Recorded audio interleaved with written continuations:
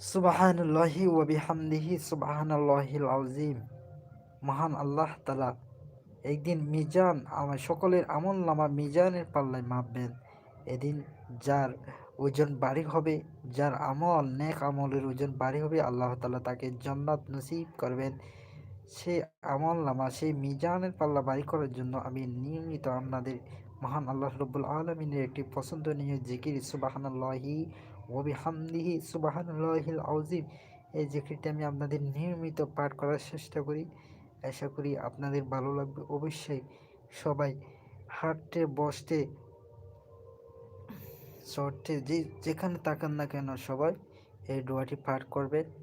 মহান আল্লাহ রব্বুল আলামিন আপনার পরকালে সঞ্চয় হয়ে যাবে। এই আমলনামা যদি প্রতিনিয়ত করেন, তাহলে আপনার পরকালের জন্য আপনার কী হয়েছে, সঞ্চয় হয়ে যাবে।